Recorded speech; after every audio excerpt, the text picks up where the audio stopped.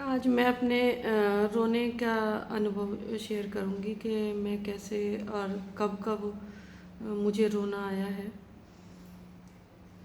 ये रोना मेरा व्यर्थ नहीं है, ये मेरे भाव हैं जिन्हें मैं रोकने की कोशिश करती हूँ, लेकिन वो रुक नहीं पाता है।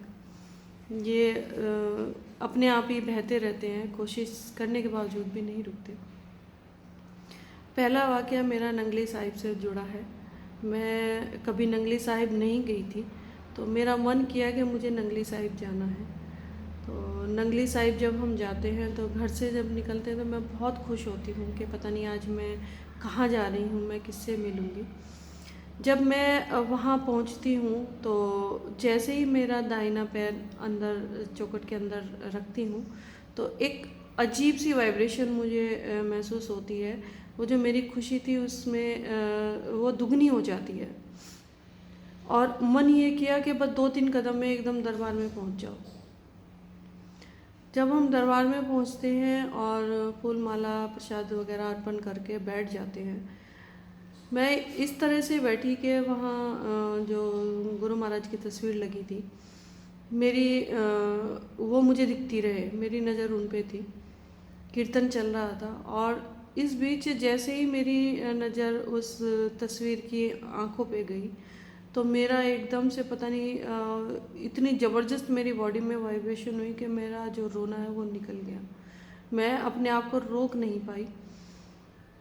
थोड़ा सा इम्बैरेंस फील कर रही थी कि हाँ आसपास लोग बैठे हैं, वो देख रहे हैं, क्या सोचेंगे कि पता नहीं क्यों रो रही है।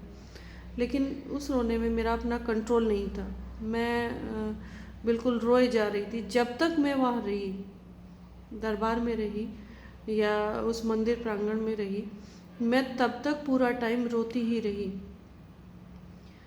सबने बहुत कोशिश किया कि क्या बात हो गई, पूछने की सबने अपने तरीके से की, लेकिन मुझे कुछ समझ ही नहीं आ रहा था तो मैं बताती क्या। बस रोए जा रही थी, रोए जा रही थी। वहाँ से जब हम वापस आए तो ऐसा लगा कि बस पता नहीं मेरा आज मुझे क्या मिल गया है। मैं इतनी खुश हुई कि आज मेरी बस जो दिली तमन्ना थी वो पूरी हो गई है।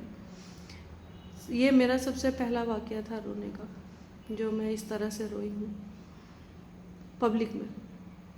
उसके बाद एक कीर्तन होता है। कीर्तन में मैं जब भी जाती थी तो थोड़ा सा भजन वगैरह सुन के मेरा मन भारी हो जाता था। लेकिन जब मैंने ये वाला जो भजन माता रानी का सुना, कभी फुर्सत हो तो जगदम्बे निर्धन के घर भी आ जाना, ये वाला भजन चल रहा था और इस भजन को मैं इतनी गहराई से सुन रही थी कि मैं कब रोने लगी मुझे पता ही नहीं चला। मेरे आंसू जो बहे वो रुके ही नहीं और बस ये लग रहा था कि माँ मेरे सामने बैठी है और मैं उससे यही अरदास कर रही हूँ कि माँ कभी फुर्सत हो तो आना ज़रूर। सॉरी, आज भी मैं ये भजन सुनती हूँ तो रोने लगती हूँ। उसके बाद ये इस तरह के वाक़ये मेरे साथ होने लगे कि मेरे जो दिल को कोई चीज़ छूती थी तो मैं रोने लगती थी। कोई भी जगह हो, कोई भजन हो, कुछ भी हो तो मेरा रोना निकल जाता है। एक वाक़या मेरा हस्तिनापुर से रिलेटेड है। वहाँ एक सिद्ध बाबा हुए हैं हरिदास जी के नाम से। ऐसा कहते हैं कि उनके पास एक कड़ा था जो उन्होंने सिद्ध कर रखा था और जब वो उसको पहनते थे तो वो शेर बन जाते थे। आज भी वो जीवित हैं। वो जब लास्ट टाइम उन्होंने कड़ा पहना तो जो उनके शिष्य थे वो शेर रूप देख के डर गए और उस कड़े को नहीं निकाल पाए उनके हाथ से। तो ऐसा बोला जाता है कि वो आज भी देखे जाते हैं वहाँ, वो शेर देखा जाता है, उसके हाथ में कड़ा भी है। लेकिन हिम्मत कोई नहीं करता, शेर तो शेर ही होता है।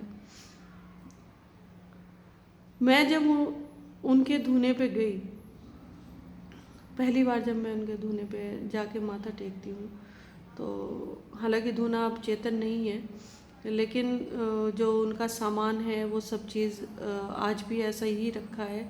जो उनके सेवादार बताते हैं कि जैसा वो उस टाइम रखते थे आज भी सारा सामान ऐसा उसी जगह पे रखा है।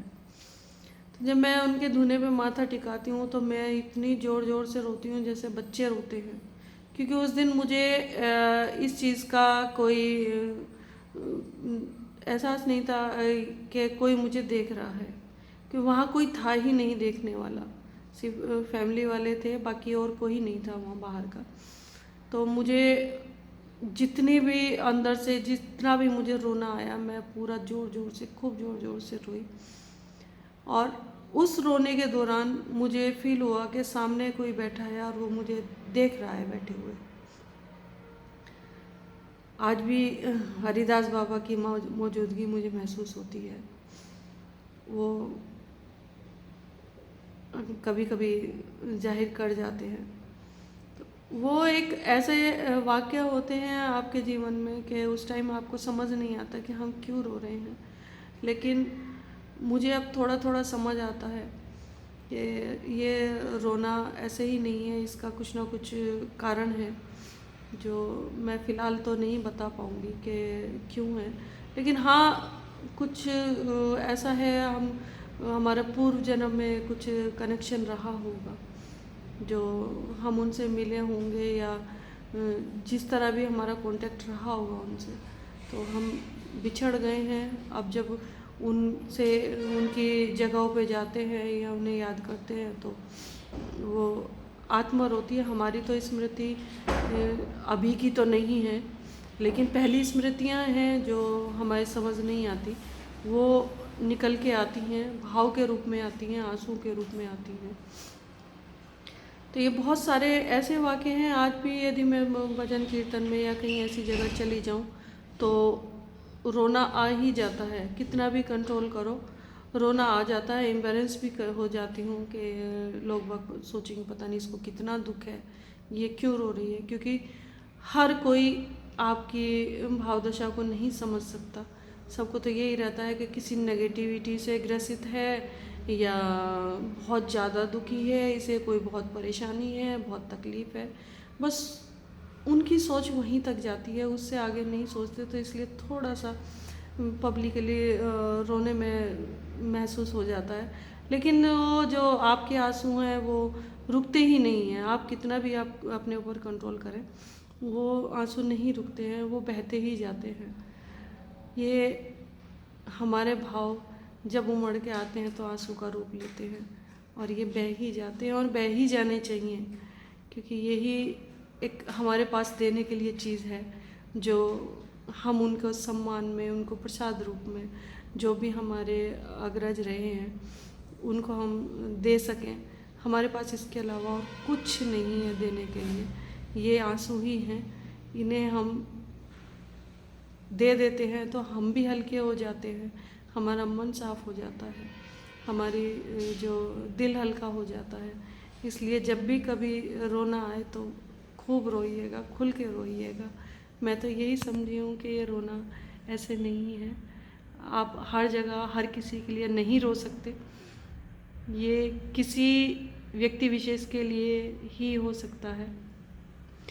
कभी कभी मैं जब ध्यान में होती हूँ और कुछ अनएक्सपेक्टेड चीज़ देख लेती हूँ, यानी मैं जैसे आज मुझे अनुभव हुआ कि मैं माता रानी के दर्शन कर रही हूँ, या कुछ ऐसी चीज़ के जिसे मैं नहीं बता पाऊँगी, कुछ ऐसी चीज़ें देख लेते हैं तो वो जो रोना है वो खुद ब खुद हो जाता है।